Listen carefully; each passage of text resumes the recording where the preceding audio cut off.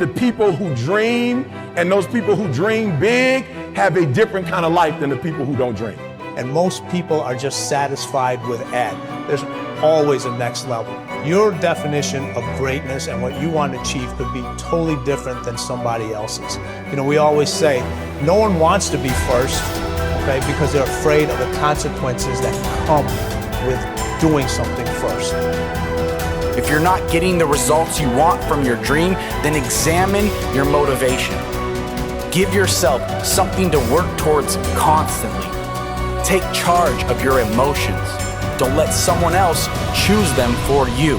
If you're not going to do everything that is necessary to get where you want to be in your life, why even bother?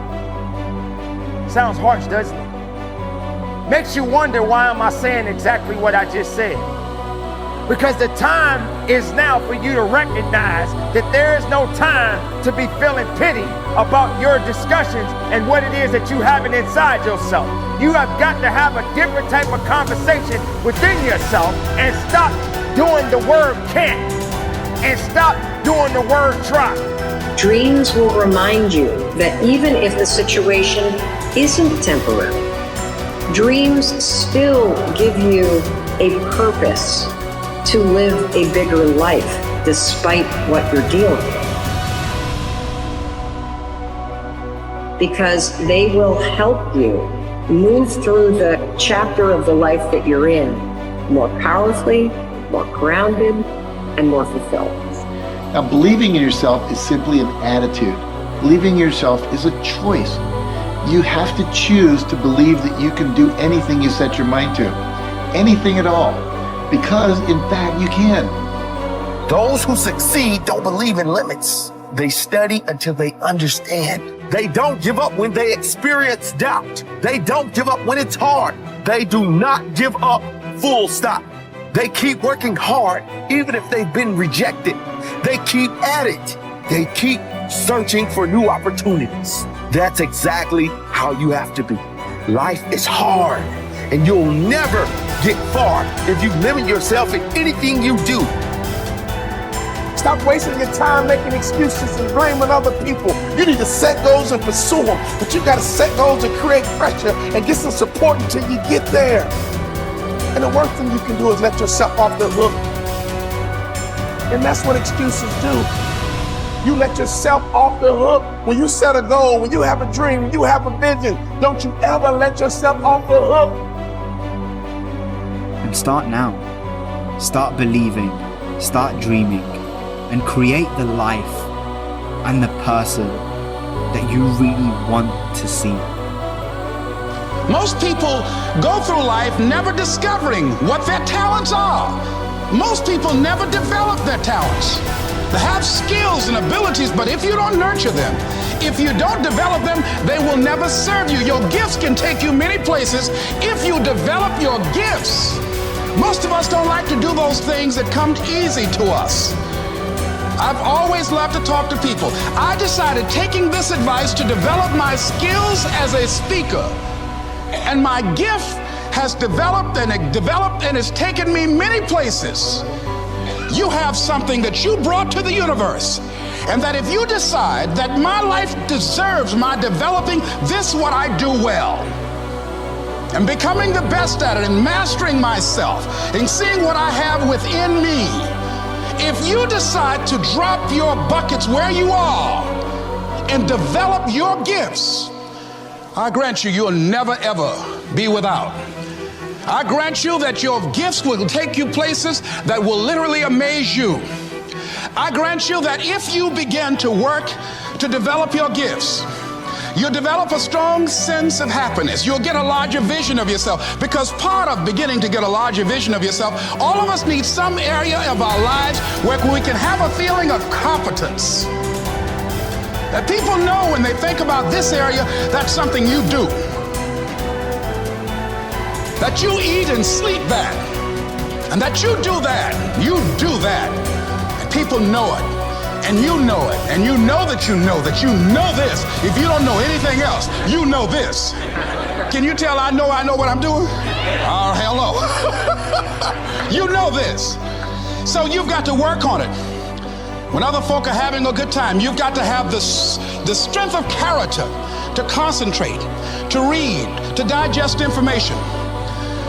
If you decide in any particular area that you're concerned about, to make a conscious, deliberate, determined effort to read one book a month in that area, in 5 years, you'll be among the top 5% experts in the world. I read a minimum of 2 books a week. The average American reads only 1 book a year.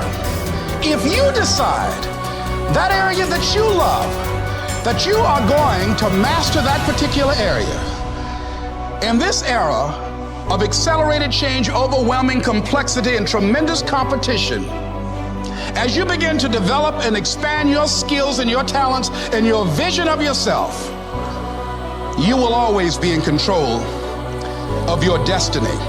It is in the nature of things that some people will be more successful and happier than others. Some people will make more money, have better lives, enjoy greater fulfillment and satisfaction, have happier relationships, and contribute more to their communities.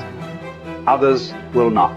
The most important single quality that you can develop in a time of rapid change is the quality of flexibility. The opposite of flexible thinking is fixed or mechanical thinking. The opposite of approaching life with an open mind is to react automatically and predictably in every situation. The opposite of flexibility is an unwillingness to change in the face of new information or circumstances. The quality of flexibility is therefore essential if you want to do and have more than the average person. Today, perhaps the most important factor affecting your life is the speed of change. We are living in an age where change is taking place at a faster rate than ever before in human history. And if anything, the rate of change is increasing, year by year. Change today is not only faster, but it is also discontinuous, not following a straight line, but starting, stopping, and going off in unpredictable directions. Change is coming at us from all sides in so many different ways that it is often impossible to anticipate what might happen next. By its very nature, change is unpredictable, often forcing us to scrap our very best plans and ideas overnight as the result of a completely new and unexpected development coming from a new and unexpected direction.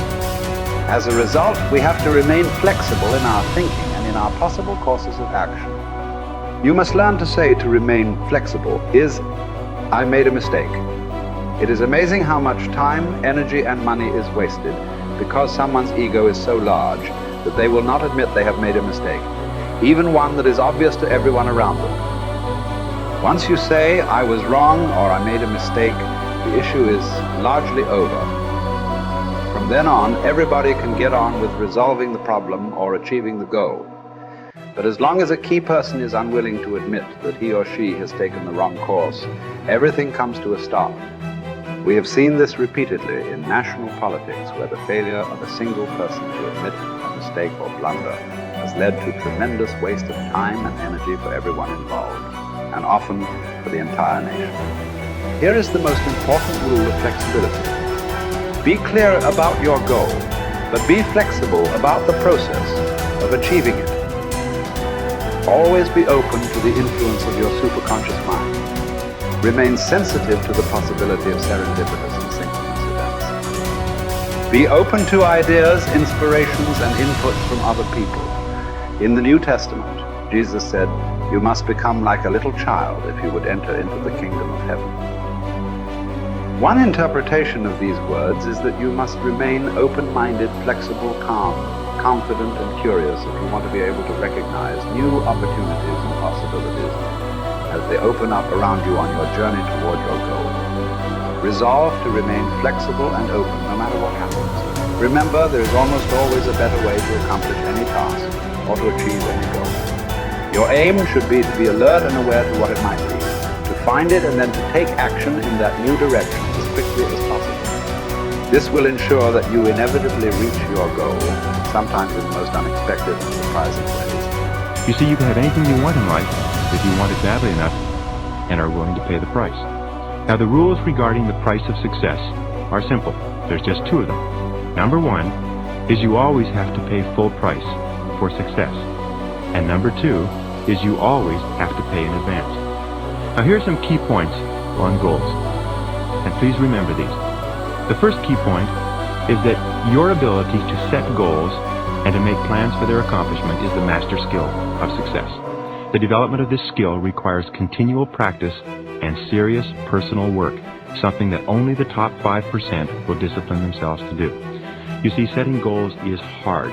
Setting goals requires delaying gratification. Setting goals means taking some time aside and sitting down and really thinking through what it is you want in each area of your life. And because this is difficult, most people won't do it. Number 2, your goals must be congruent with your basic values. Your self-esteem comes from engaging in activities and working toward goals that are consistent with what you believe to be good and right and important. Take some time to think through what you believe in, and then structure your goals in harmony with your innermost convictions. What are your basic values in life? What would you live for? What would you fight for? What would you sacrifice for? What would you die for? What are the most important things to you in life? And are your goals, are your daily activities congruent with those values? Now, one of the things we know about high-achieving men and women is that they're very clear about what it is they believe in. And one of the things that we know about underachievers and failures is that they're very vague about what it is they believe in. Because when you know what your values are, then it's quite easy for you to make the critical decisions in your life. But if you don't know what your values are, or if you've never taken the time to think them through, then you will toss with the wind and you'll go whichever way the wind blows on almost any area of decision. Fourth point in goal setting, you must have a major, definite purpose. One goal that is more important than any other. You can have many different goals, but you must have one goal which is number one. And many people ask me this question. They say, fine, well, can I have two major definite purposes? And the answer to that is no.